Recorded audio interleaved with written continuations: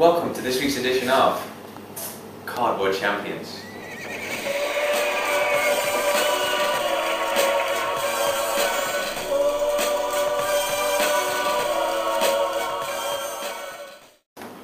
Well, hello there. Tonight, with cutting cardboard with Kip, we're going to make a cardboard alien. Now first, to get your standard level 2 cardboard box, is to make sure that you cut all the 4 sides so that you can be able to work it with it easily. We don't want to make a fort, we want to make a cardboard alien. So, take the standard issue scissors. You want to make them as sharp as possible in order to be able to cut the cardboard with cutting ease. The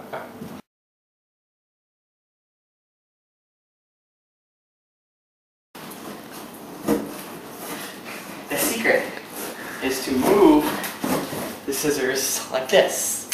Now, don't get frustrated if it takes a long time. Some scissors aren't as cuttable as others. And you can see we're almost done here.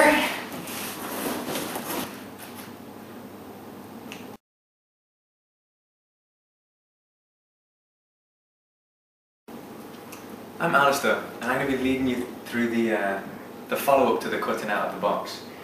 Now, first of all, to make the alien, we need to declutterize the box by removing unsightly things as best we can from the box. Anyway, it's a tedious job, so I'm going to show you one I made earlier. There it is.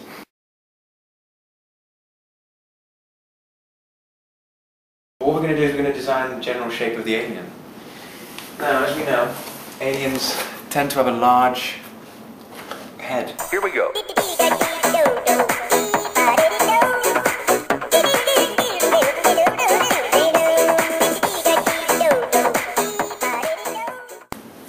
And there you go. We're actually going to change the leg.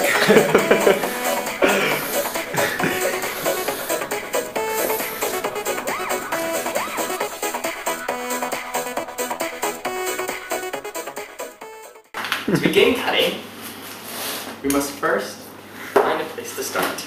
I like to start at the feet. And then you just begin by making a cutting motion up to where the outline is drawn. Now, it's important to note that you do not have to make a perfect cut to make a cardboard cutout. Actually, it matters what you're going to be using it for. In this case, all we need is a basic outline, so it doesn't really matter that much. Also, if you do not cut exactly on the lines, it will be painted over with green paint or tint foil, so you don't really need to worry about that too much. And any little jagged edges will just add to the effect that it's an alien and not a perfect sphere.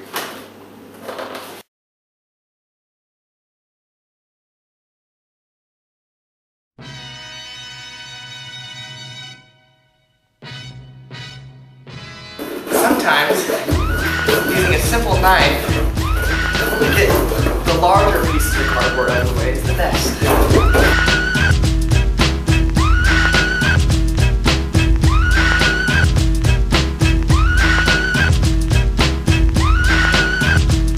Pack it up, pack it in, let me begin. Back in the wind, battle me, that's a sin. I won't ever slack up, punk, you better back up. Try and play. We've noticed a recent problem in our design. This fold along the hip/waist alien area, which could cause a problem, is the weight of the head is going to pivot. So we're going to have to find a external chassis to place over it, but we will.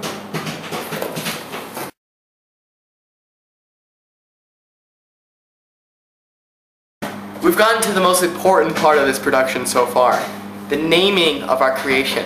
And we've decided, as it's no longer a man, and it has a very large cranium, that we're going to call it Shulpa. The cut is nearly complete. We have the frame, the template of our alien. Obviously there's a lot more work to do, but we have got over the first hurdle, and it's looking good. We're making good time.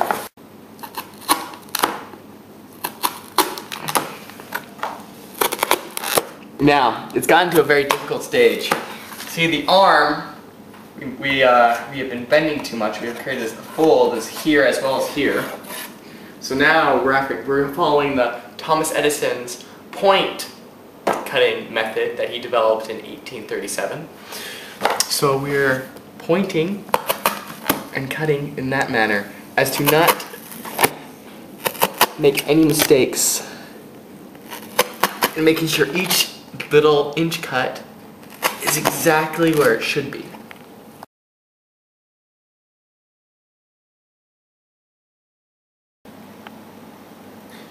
Always be cautious, as cardboard can give nasty cuts. I myself am lucky I just have a mark, but if it cuts the skin, be careful to wash it out thoroughly.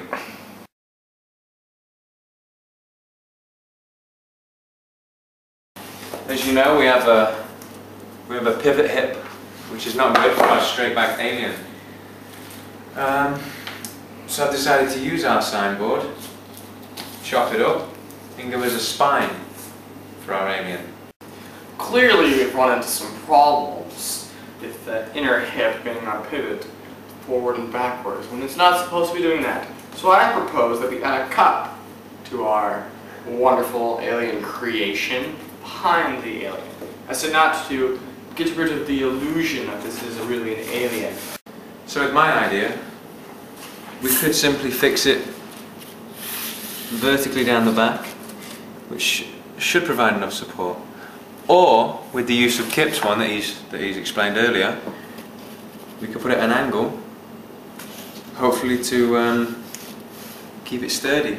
And this would act right here, with the force pushing from the back using gravity, and would make sure that the large cranium of our creation will not fall to the ground.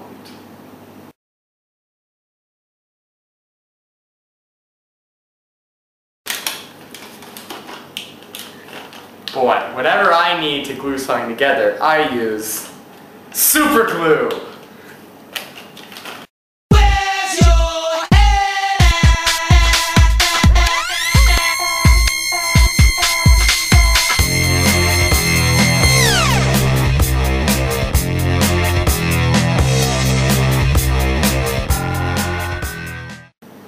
Simply put the glue where you want to have the cardboard stick to itself, and then slap it on. It is working perfectly. Worked like a charm.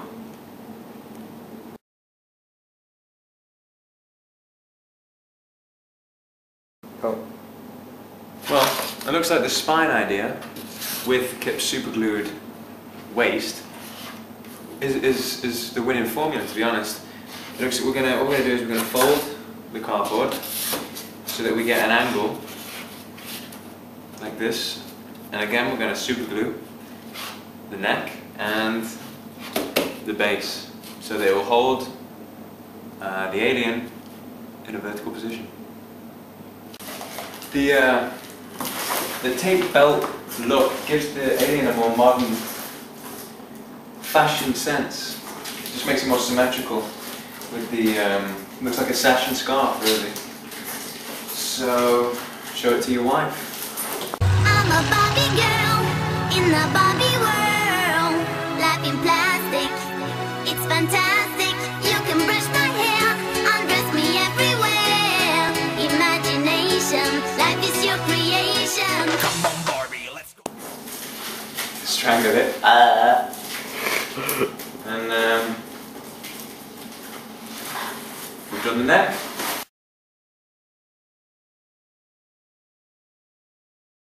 Thanks to our good friends at Abro, we have managed to construct the alien's chassis, overcome the problems, and have a fully functional standing alien. Please note that the best way to be modern is to wear tape around your waist.